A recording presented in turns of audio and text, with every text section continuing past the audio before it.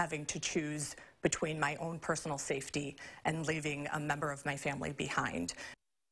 That is how abuse victims feel when faced with the possibility of losing their pets to a toxic partner. But thanks to 2 area attorneys, they don't have to make that decision anymore. Charlotte has their story. Most, if not all, animal lovers will tell you their pet is a member of the family.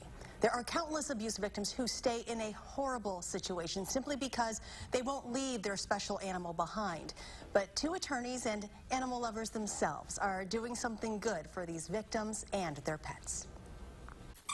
Sometimes what draws us together is what could keep us apart. In 2000, Pam Hart and Megan Senatori found out they were vying for the same summer legal clerkship at UW's law school. The interviewer said, "I probably shouldn't do this, but I want to show you the application for the woman behind you because they're identical." So sure enough, the question was, what's your dream job? And we both said, open an animal sanctuary.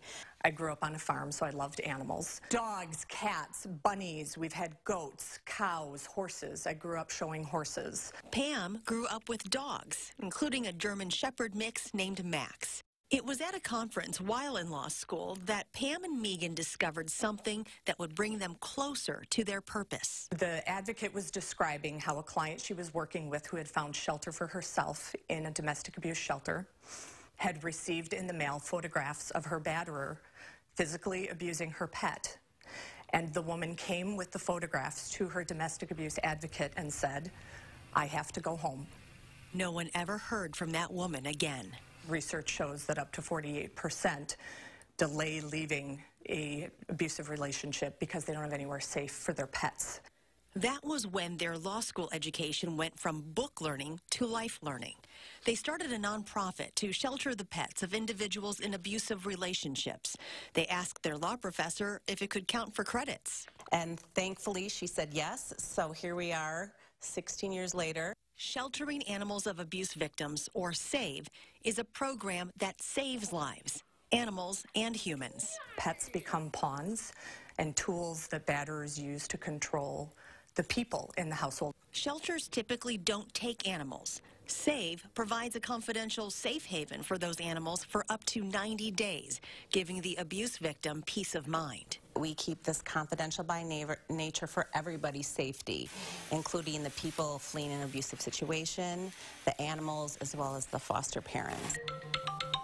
We never know when the call is going to go out that a foster family is needed, but we're always ready.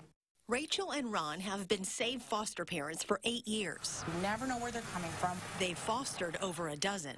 They tend to warm up to her a little before they actually warm up to me. Their first foster was a cat. I felt this huge responsibility to take care of this animal that, his mom was, really going through a really hard time, and it was my job to make sure this cat was loved and taken care of and nothing happened to him.